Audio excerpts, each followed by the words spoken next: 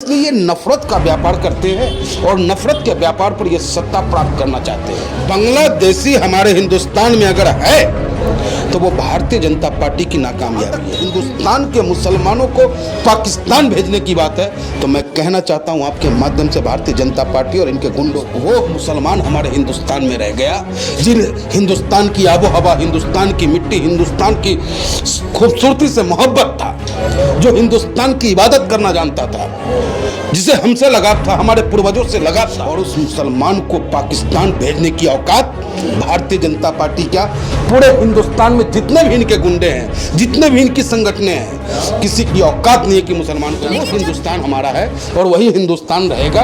इन जो कट्टरवादिता के बात करने वाले लोग हैं, इनके कहने पे हमारे हिंदुस्तान का नागरिक नहीं चलेगा और इनको करारा जवाब देने का काम 2022 में की जनता देगी और 2024 में तो इसका बड़ा साफ है। बड़े देशों में भारत का नाम कर दिया, बड़े देश घूम करके हिंदुस्तान का पैसा बर्बाद कर दिया। विदेश नीति बर्बाद थोड़ी करने गए थे, विदेश नीति को स्ट्रॉन्ग करने गए थे। विदेश नीति इतनी बेहतर है कि आज हमारा पड़ोसी हमारे साथ नहीं। नमस्कार, मैं शालिनी झा और आप देख रहे हैं पीआरबी न्यूज। इस समय हम मौजूद हैं साहिबाबाद में और चर्चा करने के लिए एक बार फिर से हमारे साथ आ गए हैं मनमोहन झा गामा। इनसे आज तमाम मुद्दों को लेकर चर्चा करेंगे। चर्चा की शुरुआत हम यहीं से करेंगे सर कि नमाज का मुद्दा जिसको लेकर हम चर्चा कर चुके हैं, उस पर एक बार फिर से विवाद गर्मा गया है। हिंदू संगठन ने साफ कह दिया है कि हम वहाँ नमाज नहीं होने देंगे किसी भी कीमत पर। देखिए, ये हिंदू संगठन है क्या? ये भारतीय जनता पार्टी का एक स्लीपर सेल मान लो आप। जब जब चुनाव आएगा तब तब ये उनका स्लीपर सेल ऐसा कुछ करेगा जिससे कि समाज का माहौल खराब हो। तरीके की धमकी देना कि अगर कोई नमाज करता है खुले में तो जाके पाकिस्तान चले जाओ, कल बांग्लादेशी वापस जाओ जैसे नारे, आज चेतावनी। देखिए, बांग्लादेशी के समर्थन में हम नहीं है। अगर बांग्लादेशी हमारे हिंदुस्तान, और क्या पाकिस्तान चले जाओ नमाज करने के लिए गलत नहीं है? ये गलत है, वही मैं कहना चाहता हूँ। बांग्लादेशी हमारे हिंदुस्तान में अगर है तो वो भारतीय जनता पार्टी की नाकामयाबी है। क्योंकि उसका तंत्र कहाँ है, क्या कर रहा है? आज 7 साल हो गए सेंट्रल में उसे काम करते हुए, उसके बावजूद बांग्लादेशी अगर हमारे देश में रहकर हमें नुकसान पहुंचाने का प्रयास करता है तो ये जिम्मेदारी उसकी बनती है, भारतीय जनता पार्टी की। और जहां तक हिंदुस्तान के मुसलमानों को पाकिस्तान भेजने की बात है तो मैं कहना चाहता हूं आपके माध्यम से भारतीय जनता पार्टी और इनके गुंडों को कि ये वो हिंदुस्तान है और हिंदुस्तान में वो मुसलमान रह गए थे। लेकिन सवाल ये भी तो उठता है ना कि कानून तय करेगा या हिंदू संगठन ये तय करेगा? मैं आपको बताता हूँ। हाँ। हिंदुस्तान में वो मुसलमान रह गए जब देश का बंटवारा हुआ। देश के बंटवारे के वक्त जिन मुसलमानों को हिंदुस्तान से प्यार नहीं था, जिन्हें पाकिस्तान जाना था, वो चले गए। लेकिन वो मुसलमान हमारे हिंदुस्तान में रह गया जिन हिंदुस्तान की आबो हवा, हिंदुस्तान की मिट्टी, हिंदुस्तान की खूबसूरती से मोहब्बत था, जो हिंदुस्तान की इबादत करना जानता था, जिसे हमसे लगाव था, हमारे पूर्वजों से लगाव था, वो मुसलमान इस हिंदुस्तान में रह गए। और उस मुसलमान को पाकिस्तान भेजने की औकात भारतीय जनता पार्टी क्या पूरे हिंदुस्तान में जितने भी इनके गुंडे हैं, जितने भी इनकी संगठनें हैं, किसी की औकात नहीं है कि मुसलमान को यहाँ से पाकिस्तान भेजे। जब हम बात करते हैं कि जो देश प्रेमी थे वो यहीं रह गए हिंदुस्तान में, चाहे मुस्लिम हो, हिंदू हो, कोई भी समुदाय हो, पर बार बार ये मुद्दा मुसलमानों पर ही क्यों उठाया जाता है? इससे पहले भी नमाज को लेकर हमने देखा है कि कई बार विरोध होता रहा है। गलत है ना ये। और इसका समर्थन हिंदुस्तान का लगभग 70% हिंदू नहीं करता है, क्योंकि हम हिंदू जो हैं समरसतावादी हैं। हम हिंदू जो हैं सामंतवादी नहीं हैं। हम हिंदू जो हैं समानता की बात करते हैं। जो संविधान ने हमें अधिकार दिया है उसके तहत हम चलते हैं। हमारे हिंदुस्तान की खूबसूरती तो ये रही है कि सलमा बेगम चुनरी सिलती है और राधा रानी उसे पहनती है। हमारे हिंदुस्तान की खूबसूरती ये रहा है कि मोहम्मद रफ़ी साहब गाना गाते हैं, बड़ी देर भयो नंदलाला तेरी राह देखे ब्रिजवाला। तो वो हिंदुस्तान हमारा है और वही हिंदुस्तान रहेगा।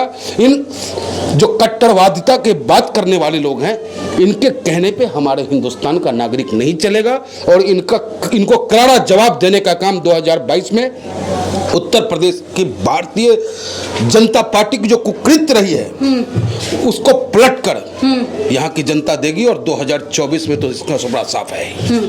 कपिल मिश्रा जो है बयान देने में कभी पीछे नहीं रहे हैं। अभी उन्होंने एक बयान ये दिया है कि वहाँ जो नमाज पढ़ रहे हैं लोग गुरुग्राम में, उससे जो है पूरा देश पीड़ित है। कपिल मिश्रा जी से मैं इतना ही कहना चाहूँगी, कपिल मिश्रा जी आप एक ब्राह्मण कुल से हो और ब्राह्मणों की जिम्मेदारी होती है कि देश हमारा किस तरह से सुरक्षित रहे, देश का आबो हवा, देश का वातावरण किस तरीके से बेहतर रहे, उस पर ध्यान दें।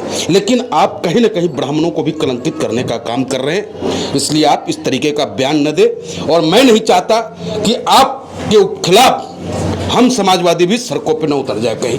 लेकिन सर ये सवाल तो ये है ना कि अगर गुरुग्राम में नमाज कर रहे हैं मुस्लिम संगठन, तो पूरा देश इससे कैसे पीड़ित है? गुड़गांव में होना वो वानगी मात्र है और गुड़गांव में ऐसा कुछ नहीं कि उनको नमाज पढ़ने से ये रोक भी देंगे, लेकिन उस मैसेज को वो उन राज्यों में फैलाना चाहते हैं जिन राज्यों में चुनाव है कि भाई आप हमें साथ दो, हमें वोट दो, हमारी सरकार बनाओ, हम इन मुसलमानों को ठीक कर लेंगे।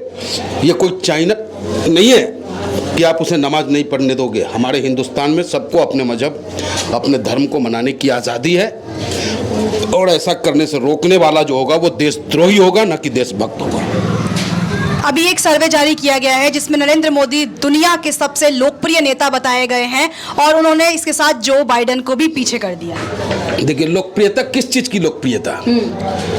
जो फोटो शूट करता हो, जो राजा बाबू बनकर के अपना हर घंटे ड्रेस बदलता हो, हम हिंदुस्तानी अनाज के लिए तरस रहे हों, हम हिंदुस्तानी कारोबार के लिए तरस रहे हों और हमारे पैसे से हमारा प्रधानमंत्री हर घंटे ड्रेस बदलता हो और उनकी लोकप्रियता है तो वो समझे उस लोकप्रियता को। आम लोकप्रियता तो काम की वजह से भी होती है ना। कौन सा काम? कोई काम हमें ऐसा बता दे जिस काम पे हम सीना ठोक के कह सके कि हाँ वाकई मेरा नेता जो है। इतने बड़े बड़े देशों में भारत का नाम कर दिया, आप कह रहे हैं काम नहीं किया। अच्छा, बड़े देशों में भारत का नाम कर दिया, बड़े देश घूम करके हिंदुस्तान का पैसा बर्बाद कर दिया।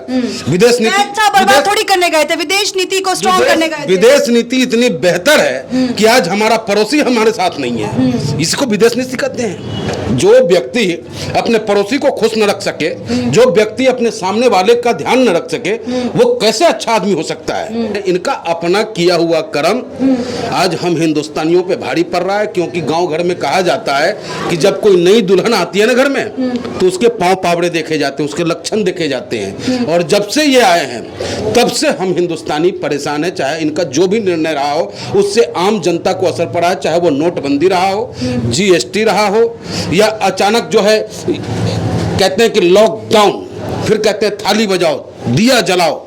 ऐसा सब कुछ करने मात्र से हमारा भला नहीं होने जा रहा, हमारा भला होगा कारोबार से। ये तो इसलिए कहा गया था ना कि जो कोरोना के दौरान जो काम कर रहे थे उनको उनके लिए अच्छा करने के लिए, उनको बढ़ावा देने के लिए क्या किया गया था। ताली बजाने के लिए ऐसा नहीं कहा गया था। वो हम हिंदुस्तानियों को बेवकूफ बनाया। कैसे? अपनी पार्टी के स्थापना दिवस पे वो पूरे हिंदुस्तान के लोगों से दिया जलवाने का काम किया और विश्व को ये मैसेज देने का काम किया कि हिंदुस्तान के लोग हमारे साथ चल रहे हैं, जबकि हिंदुस्तान के लोग भाजपा के साथ नहीं, अपने प्रधानमंत्री के सम्मान के लिए उसके साथ चल रहा। लेकिन विडंबना यह है कि आदरणीय मोदी जी देश के प्रधानमंत्री न होकर सिर्फ भारतीय जनता पार्टी के प्रधानमंत्री बन के रह जाते हैं। इस बात की पीड़ा पूरे हिंदुस्तानियों को है। आज बीजेपी की जो है वो बैठक हुई है, उसमें बड़े बड़े नेता शामिल थे। उन्होंने ये कहा है कि जिस तरह से पश्चिम बंगाल में हमने जीत नहीं हासिल की लेकिन ज़्यादा सीट्स जो है हमें मिली पिछले मुकाबले के अकॉर्डिंग, तो इस बार भी जो है चुनाव भारतीय जनता पार्टी ही जीती। उत्तर प्रदेश में तो इनको खदेड़ा जाएगा। उत्तर प्रदेश में याद किया जाएगा कि लॉकडाउन के दौरान कोरोना के काल में जब हम मर रहे थे, ऑक्सीजन हमें नहीं मिल रहा था, हमें दवा नहीं मिल रही थी, उस वक्त में ये नेता कहाँ? लेकिन वहां तो उपलब्धियां गिरा रहे हैं। आज बैठक में जो है निर्मला सीतारमण हो या फिर जेपी नड्डा हो, इन्होंने तो कोरोना को उपलब्धि बताई है कि भारत ने 100 करोड़ टीकाकरण का जो है वो जो मील था वो हासिल कर लिया है, फ्री में टीकाकरण कर दिया गया, कोरोना से लोगों को बचाया गया है। ये उपलब्धियां गिनाई गई। जनता के पॉकेट से पैसा निकालकर फ्री में कहने वाले लोग आज ये 5 रुपया पेट्रोल पे और 10 रुपया डीजल पे कम करके अपना खुद की पीठ थपथपाने वाले लोग, इतने दिनों जो हमें लूटने का काम किया हम हिंदुस्तानियों का, वो पैसा क्या ये हमें वापस कर रहे हैं? चुनावी रणनीतियां भी बना दी गई हैं और प्रधानमंत्री नरेंद्र मोदी ने भी जीत का मंत्र दे दिया। कोई भी नेता चुनावी रणनीति बनाता है अपने पक्ष में, लेकिन उस रणनीति को फेल और पास जनता करती है। और उत्तर प्रदेश का मतदाता अपना मन बना चुका है कि इस बार अगर उत्तर प्रदेश की रक्षा करना है, उत्तर प्रदेश की आबो हवा को बेहतर रखना है, उत्तर प्रदेश में विकास चाहना है, विकास करवाना है, तो एक ही नेता है, वह विकास पुरुष आदरणीय अखिलेश यादव। उसके समर्थन में लोग मतदान करेंगे।